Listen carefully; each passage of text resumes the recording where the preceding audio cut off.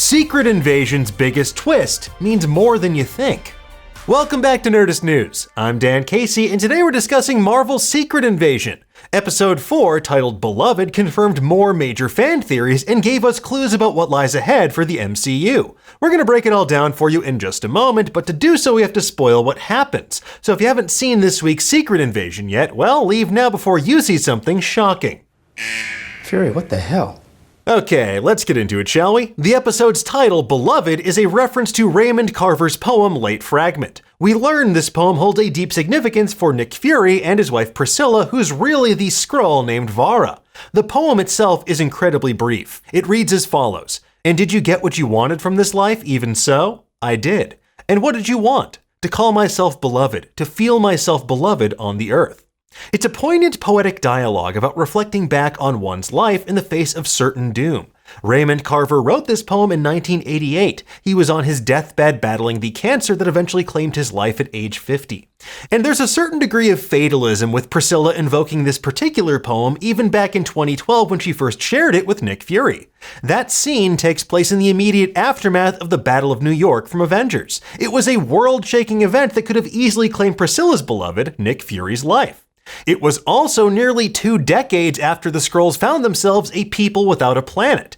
In Captain Marvel, roughly 1 million Skrulls, as we know now, fled to the Earth to escape annihilation by the Kree. And it makes sense why Priscilla would gravitate towards this particular poem of Raymond Carver's. It offers a moment of solace amid the inevitable. It's even more poignant in the present day when Nick Fury and Priscilla are reflecting back on the imminent death of their marriage.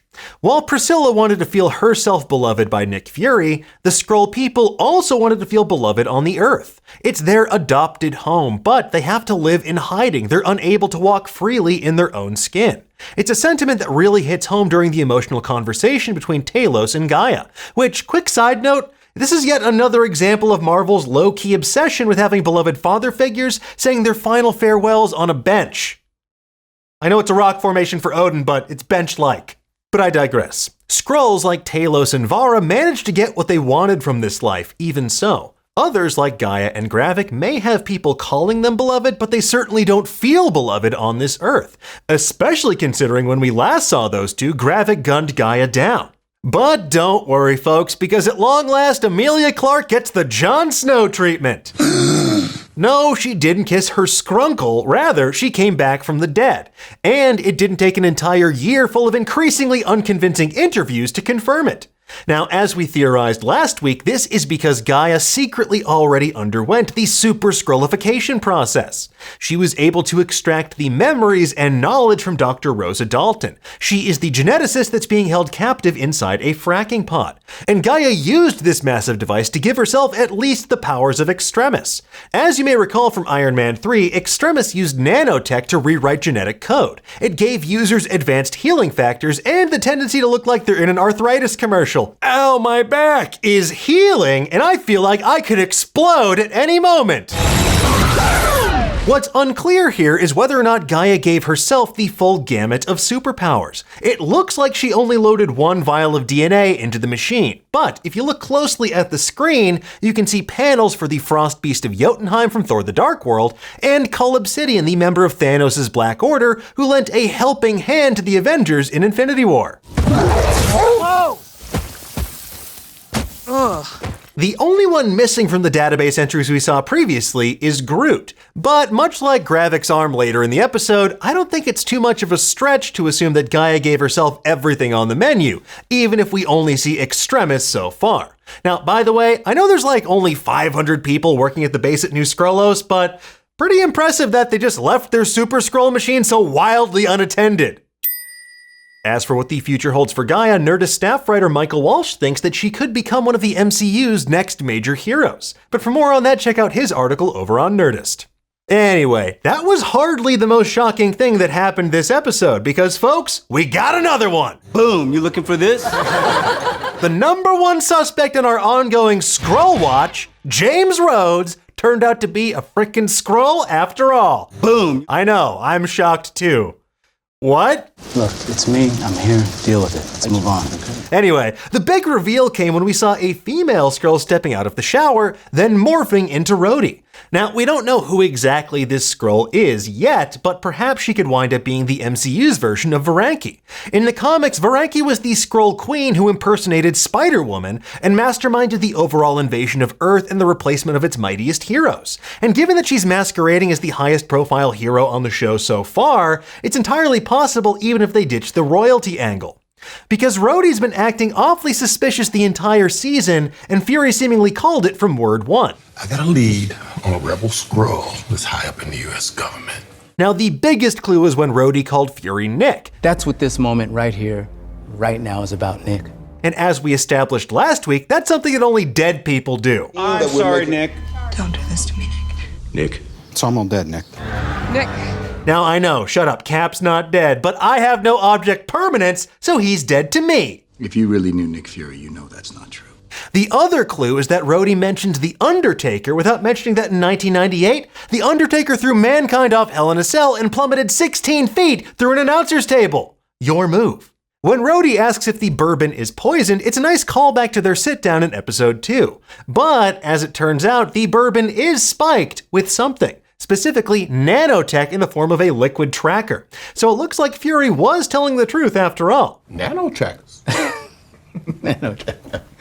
Unfortunately, while Fury seemingly knows Rhodey's secret, they still have video evidence of Nick Fury murdering Maria Hill.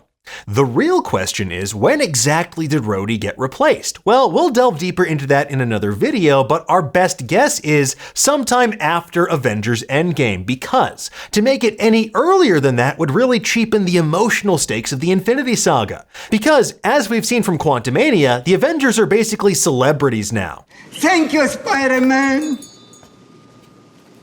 So it makes a ton of sense that someone like President Ritson would want Rhodey elevated to a chief advisory capacity in the wake of saving the entire universe. That proximity to power, both super and political, is also what made Rhodey such an attractive candidate to kidnap and replace in the first place.